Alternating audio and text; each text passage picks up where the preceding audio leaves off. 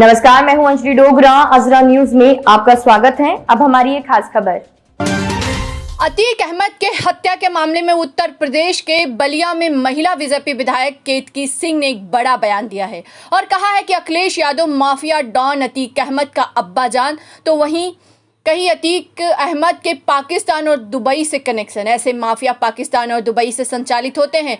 ऐसे गुर्गों का खात्मा बहुत ही जरूरी था। बलिया के बांसडीह विधानसभा से सपा के पूर्व नेता प्रतिपक्ष राम गोविंद चौधरी को हराकर बीजेपी से विधायक बनी फायर ब्रांड नेता केतकी सिंह आज अखिलेश यादव पर हमलावर दिखी।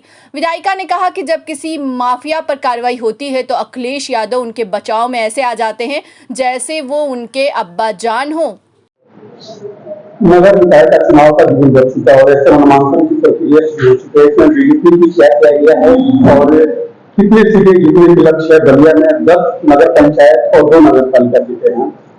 देखिए, इस बार बीजेपी ने ये उद्देश्य बना रखा है कि जैसे हम केंद्र में अपनी सरकार बना चुके हैं, प्रदेश में अपनी सरकार बना चुके हैं, उसी तरह नगर पंचायत में भी हम अपनी सरकार बनाएं। हम फुल स्वीप मानने में यकीन रखते हैं और हमारी तैयारी भी उसी तरह है कि हम 12 सीटों में हमारे प्रयास रहेगा कि हम 12 की 12 जीत कर आए। जिस तरीके से देखा जा रहा है कि आजकल काफी और हर एक जनता के जुबान पे एक ही सवाल बोल रहे हैं, अतीक अहमद और अतीक अहमद की हत्या को लेकर काफी चर्चाएं हैं। इस हत्या को लेकर किस तरह से आप देखती हैं और क्या कहना चाहेंगे? देखिए, जिस तरह के उनके अपराध थे, जिस तरह उनका चरित्र था, जिस तरह का उनका जीवन था, उसके बाद परिणाम उनका यही होना था। एक हमारे यहाँ कहावत है कि जो बोए बीज बबूल का सो आम कहाँ से खाए। तो उन्होंने जीवन भर बबूल बोए, ना जाने कितनी औरतों को अपने सुहाग से दूर किया, कितनी माताओं के कोख उन्होंने उजाड़ दी। तो उनके साथ तो निश्चय ही इस तरह का होना था और ये कहीं ना कहीं वह भी जानते थे, उनका परिवार भी जानता था कि इस रास्ते पर चलने वालों का अंजाम ऐसे ही होता है। विपक्ष लगातार सवाल उठा रहा है, कानून व्यवस्था पूरी तरह से फेलियर बता रहा है, इसको लेकर आप क्या कहना चाहेंगे? देखिए, विपक्ष खासकर समाजवादी पार्टी, इनको यह समझना चाहिए कि इनकी यह दुर्गति जनता द्वारा बार बार क्यों हो रही, क्यों जनता इनको नकार रही है।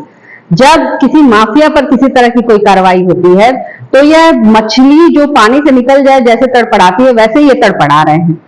एक व्यक्ति क्यों, जो इसको उमेश पाल को जिनको इन्होंने मारा, जो 2 पुलिस कर्मियों को मारा, जिस वकील को मारा, क्या उसका घर परिवार उसका कुछ नहीं था? उसके लिए तो इनकी तरफ से कोई किसी तरह का बयान नहीं आता।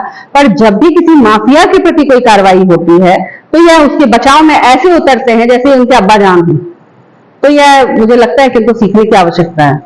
इस समय काफी चर्चाओं में असदुद्दीन ओवैसी और असदुद्दीन ओवैसी ने पूरे घटना को लेकर कानून व्यवस्था पूरी तरह से फेलियर बताया है और मुख्यमंत्री का इस्तीफा भी मांग रहे हैं योगी जी का। इसको लेकर आप क्या कहना? तो ओवैसी जी से हम लोग और किस चीज की कल्पना कर सकते हैं? ओवैसी जी हुए, अखिलेश यादव हुए, कांग्रेस पार्टी हुई, ये किस तरह का, इसी तरह का बयान कर सकते हैं ना। इनसे हम यह उम्मीद करते हैं कि किसी भी तरह ये न्याय के साथ देंगे नहीं। ये वोट बैंक की राजनीति करते हैं। इनको दिखता है कि हमारा वोट बैंक किसके साथ है, मुसलमान हमारे वोट बैंक है, तो कुछ भी करें वह सब मंजूर और उनका हम साथ देंगे, इस तरह का ये काम करते हैं। और शायद यही वजह है कि दिन पर दिन इनका जनाधार खत्म होने के कगार पर आ गया है। आखिरकार अतीक अहमद की हत्या के जिम्मेदार कौन हो सकता है? उनके कर्म हो सकते हैं, उनका जीवन हो सकता है, दूसरा कौन उनका हत्या करेगा? अतीक अहमद एक विधायक भी है और सांसद भी है, क्या जनप्रतिनिधि की हत्या कहेंगे या एक माफिया की हत्या? जनप्रतिनिधि होता क्या है? जिससे जनता प्रेम करे वही तो जनप्रतिनिधि बनता है। अब हम किसी को डरा के, धमका के, बंदूक की नोक पर अगर हम कोई पद पाले तो हम जनप्रतिनिधि नहीं बन सकते हैं। वह एक माफिया थे, हैं और आजीवन उनके साथ, उनके जीवन के साथ ये जुड़ा रहेगा कि वह एक माफिया थे जिन्होंने निर्दोषों की हत्या की थी। तो ऐसे व्यक्ति के साथ तो यही होना चाहिए था और यही हुआ और इसको लेकर आम जन में काफी खुशी है। जरूर इस बात का तरीका कुछ और हो सकता था, परंतु इसको लेकर आम जन खुश है। आज एक रिलैक्स महसूस कर रहा है कि अब हमारे जिस क्षेत्र का वो था, प्रयागराज की तरफ का था, अब आप जाके जहां वहां की जनता को देखिएगा कितने वो आज उनका मनोबल बढ़ा है कि नहीं, हम अपनी सरकार में सुरक्षित महसूस अपने आप को कर रहे हैं। अतीक अहमद की संबंध आतंकी संगठनों और पाकिस्तान से संबंध होने की बात आ रही है, क्या लगता है इसके पीछे पाकिस्तान का भी हाथ हो सकता है? 100% इस तरह के जितने माफिया, विशेषकर जो मुसलमान बिरादरी से जुड़कर आ रहे हैं, जिनका नाम आ रहा है, यह पाकिस्तान ही नहीं बल्कि पूरा विश्व यह मिलकर यह प्रयास कर रहा है कि भारत में प्रधानमंत्री मोदी जी के नेतृत्व में जिस तरह भारत का नया उदय हो रहा है उसको रोका जाए और यह सारे गुर्गे पाकिस्तान से लेकर दुबई से सब ये संचालित होते हैं। तो ऐसे सारे गुर्गों का खात्मा बहुत जरूरी है। इस घटना के बाद आपकी सरकार का पति की पत्नी और उनके बेटे को कुछ सहानुभूति? नहीं, सहानुभूति उसके प्रति होती है ना जिसने कुछ सहानुभूति का काम किया हो। जो लोगों को दौड़ा दौड़ा कर गोली मारे, लोगों के घर में बम फेंके, लोगों की महिलाओं को, बच्चियों को बुरी नजर से देखे, उनका बलात्कार करे, ऐसे लोगों के प्रति सहानुभूति का किस बात की है? और अगर उनकी पत्नी को इतना ही बुरा लग रहा है तो उनको अपने पति को उसी समय रोक लेना था, यह करने से कि आप किसी के सुहाग को उजाड़ेंगे तो कल को आप भी उजड़ जाएंगे। तो हमारी तो किसी तरह की कोई सहानुभूति उनके प्रति नहीं है। जितनी कठोर से कठोर सजा मुमकिन हो सकती है उनके प्रति, वह बिल्कुल कानून के दायरे में उनके साथ होनी चाहिए। क्या माफिया के ऊपर क्या आप खुश हैं? बिल्कुल, मैं ही नहीं खुश हूं, जैसा हर आम नागरिक आज खुश है, आज चैन की सांस ले रहा है कि ऐसे माफियाओं के यह देखिए, ये एक गया है, संदेश गया है कि भले ही आप कितनी भी अपने आप को बड़ा समझते हो, आपको यह लगता हो कि आपका अंत नहीं हो सकता, यह गलत है। जिसको आपने दबाया है, जब उसको मौका मिलेगा वह आपको दबाएगा। तो किसी के प्रति इस तरह का भाव ना रखकर और समाज में अपना एक नया आयाम हासिल करें, यही मेरा सभी से अनुरोध है। विपक्ष एक और बराबर खड़ा कर रहा है कि केवल मुख्यमंत्री को एक जात विशेष को टारगेट कर रहे हैं, बाकी लोगों पर नहीं कर, क्योंकि अन्य जिस तरह से अपराधी उनके ऊपर क्यों नहीं इस तरह की कार्रवाई होती है? क्यों विकास दुबे तो मुझे नहीं लगता किसी जात विशेष या धर्म विशेष के थे। विकास दुबे तो हिंदू थे। मुख्यमंत्री जी के सामने किसी भी इस तरह के उसका आप उम्मीद नहीं रख सकते कि मुख्यमंत्री जात पात में विश्वास रखते। वो स्वयं एक योगी हैं, उन्होंने सब कुछ छोड़कर और योग धर्म अपनाया है।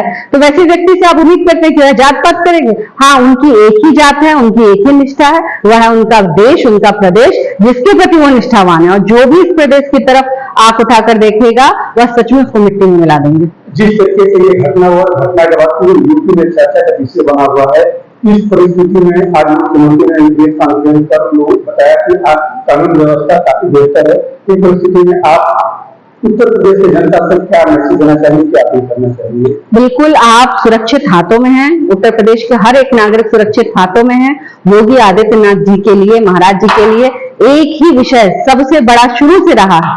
हम याद कराना चाहते हैं आप समस्त उत्तर प्रदेश के लोगों को कि जब कोविड का वह काल था जिसमें उन्होंने स्वयं अपने पिता को खोया, पर वह मुख्यमंत्री का दायित्व निभाने के लिए अपने पिता को देखने तक नहीं गए कि नहीं, मेरे लिए पहले मेरे राज्य की जनता है।